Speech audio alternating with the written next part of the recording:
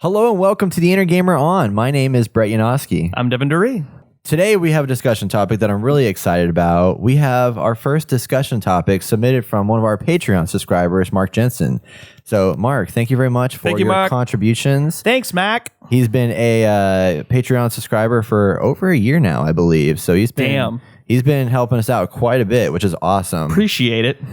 Good buddy of ours from way over in the land of Denmark, which is awesome. So that's great. You know, I love it. That's awesome. And this discussion topic we have today, I'm really excited about. Also, to everybody watching, if you ever want to have your discussion topic on the show, you can head over to theinnergamer.net, click the donate button, and if you contribute to our show, there is a tier that allows you to submit discussion topics. So it's pretty awesome. And this one's good. I'm pumped. So this one's good. I'm going to read off what Mark said about this topic. And then essentially what we're going to be doing is creativity versus cost in video games. So here's what he had to say. And then we'll start, going through and talking about it. He mentioned that he's personally concerned about the industry of half-baked games and how squeezing every last penny out of people compromises the gaming experiences. So, for example, Rise of the Tomb Raider, he'd much rather have an extra chapter in the main story than all the card trading things that they put into the game. He also has a brother who said he spent a lot of money on skins for League of Legends. People do buy it. However, it can, it's understandable from a business perspective, but this is the doing of corporate studios, not necessarily the development studios, who are the ones that are pouring their hearts into delivering a story and a great experience.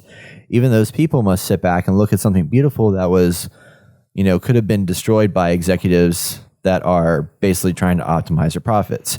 So he was saying, let's have a discussion about where this line should be drawn. Is there a way to make it so monetization and experience don't have to be opposing forces? Because there are these half-baked or compromised games that have been around for at least a decade, and it only seems to get worse. So that is the premise of our discussion topic today. And let's jump right into it. Yeah. So the first thing I'd like to do is explore the differences between, let's look at some good examples of this, things that have been done well, and then also some bad examples. Yeah. Obviously, we should probably start with the bad examples. That way we can lead up to a lighter tone of that. But we all know that, games are a business. They have to make money. Collectibles, skins, and all that stuff allow games to create an ongoing stream of revenue that helps them make other games later on. Let's start with the bad examples. So let's think about some games that have put these systems in place. Like, at one point, you buy a game, you get it, that's it. But games, as we talked about in the past on a previous podcast, are becoming games as a service where they want to extend the lifespan of a particular game. A lot of games such as Shadow of War that came out, or let's talk about Battlefront. I'm going to start with that one. Battlefront 2. We're just going to go straight for the juggler, aren't we? Let's go to the juggler. All right. Battlefront 2 obviously had their loot box craze that was going on, and everybody was like, this is gambling or whatever. And we've talked about many times in the past about how much time that they spent on building this loot crate system, this loot box system, and how much of that time could have been spent developing that story more or developing better multiplayer, which multiplayer is good, but it is vastly hurt by the fact that there's so much that takes away from the overall experience of just jumping into a game. Like, I don't want to sit there and have to sift through a bunch of loot crates and stuff and manage all these collectibles. Nope. I just want to go into a game, get progression points to unlock better stuff, but not have to gamble to decide, oh, am I going to get this thing that I need to make my gun better or whatever? So yeah, prior to EA pulling the actual loot box, the pay to win mechanic, the pay to win mechanic, someone actually calculated that if you were to want to unlock every single item in the game, like all the cards, all the characters, all the perks, all the stuff. Right. You could do one of two things. You could either pay $2,100, or you could play for 4,500 hours. It's good money. $2,100. What could you buy with that? You could buy a brand new MacBook Pro. You could buy A bitchin' computer. Your year's worth of home insurance and have money left over to buy like 10 games. Yeah, absolutely. You could pay your taxes. Pay your yearly taxes. Pay right into your taxes. Some of that, like that can go into it. What else can $2,000 buy? $2,000 can buy a lot of things. It can buy a number of things, and yet if you wanted to on fully, chests, so this is where I know we're going for this one first. A game like Battlefront 2, it was really aimed for the multiplayer aspect. Right. I mean, yeah, it had a campaign on it, but very ho-hum. This game was created, as were the first ones back on the PlayStation 2. These were created for multiplayer experiences. Right. These were made to be played with friends or just random people over the internet and have a great time. Yeah. Now, if you want to fully experience it, if you want to unlock everything, you have to sink so many hours into getting the full experience. You start to have to question what's your investment in this then? Right. How much are you willing to invest into this game time-wise to be able to get the full game? And not to say that you have to have everything in the game. Yeah. But there's a lot of people out there who are completionists, and there are other people out there who say, okay, well, I want to have Darth Vader, Boba Fett, Luke Skywalker, and how much time is that going to take to get those guys? And yeah, it's so I was having this conversation with somebody last night about like I jump into Tomb Raider was mentioned earlier, their card trading system and stuff like that. Last year Shadows of War came out and it had like a little bit of a loop chess system. Sure. Injustice had that as well last year. So there was some of that stuff that was in there. But I was thinking about when I play through a game, like when I played Battlefield, all the series of Battlefield, like when I play through that, what makes me so happy is that I play the game, I finish a game, I get rewarded with points that help level up my character.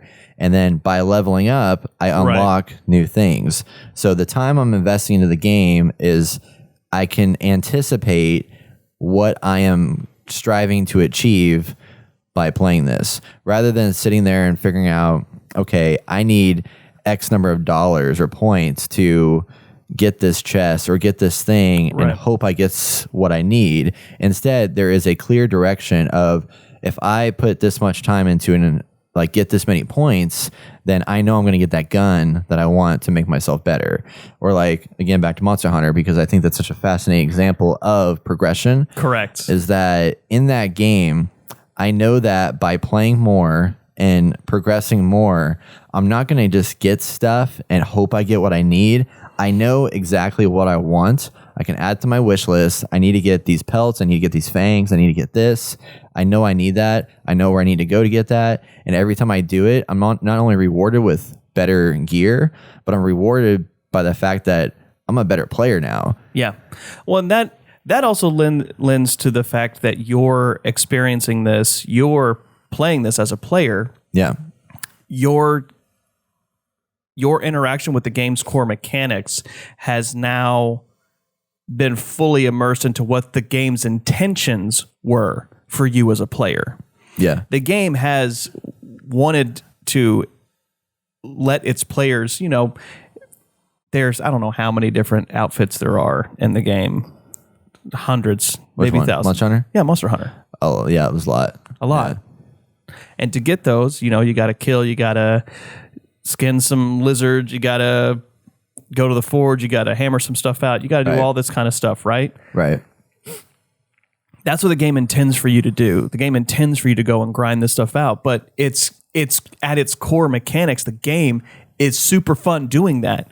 Right. It's fun to get together with your friends and go out and be like, look, man, I've got to kill, here's my list of monsters that we got to go get after. Let's head out there and do it. And that's fun. Yeah. It's not nearly as a grind as it is in, say, Destiny 1. When you had to grind up materials, or in this case, Battlefront, which is just play the game for hours.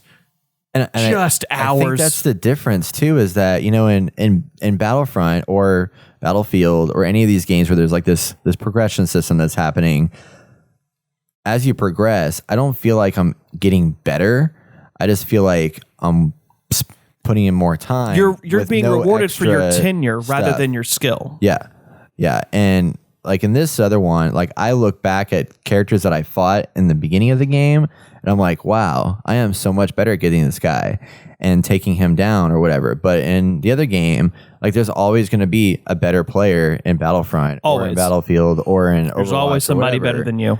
But taking a good example, Overwatch has the exact same systems in place, the loot box system, the random chance, but for some reason they make it to where it's not obtrusive. Like I still get satisfaction from leveling up and getting a random loot chest to do it. Yeah. But it's because the gameplay is so interesting and wants me coming back. The game is going to change 0% from me opening those loot boxes, whether they were there or not. And it's not throwing it in your face either. I mean, when you level up, you're like, oh, hey, I got this loot box. But then there's a part where you're waiting in the lobby and, you know, what am I going to do? Okay, I'll go through my list of stuff that I have and see what else is out there that I want to get.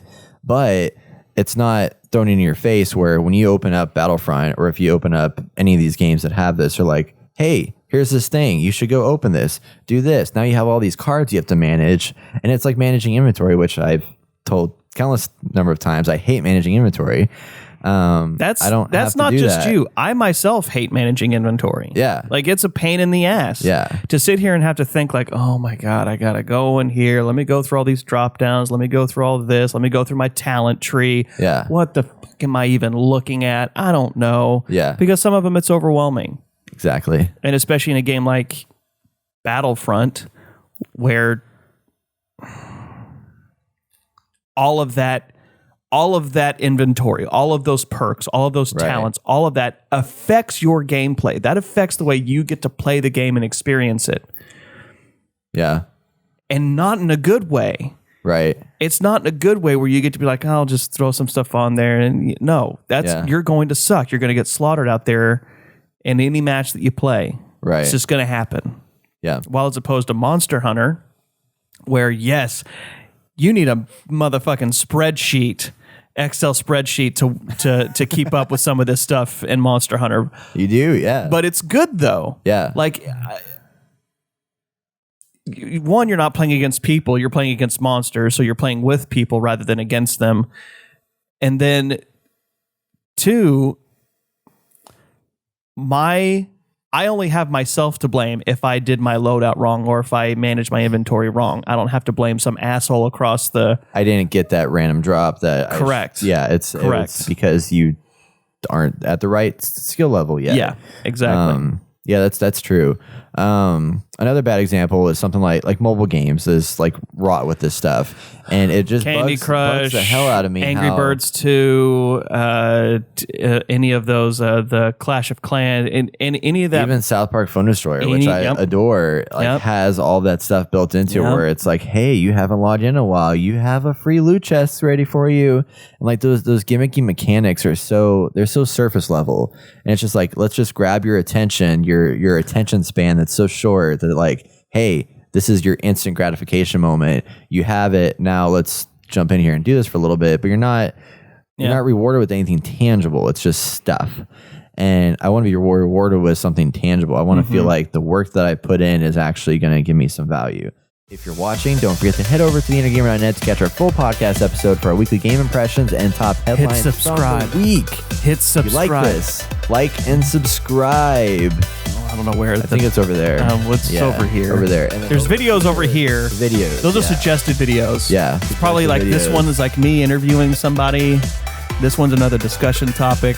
Yeah, something like that. Probably. But you can watch us on YouTube, like and subscribe, keep up with all the latest video game news and opinions you care about right here on The Inner Gamer.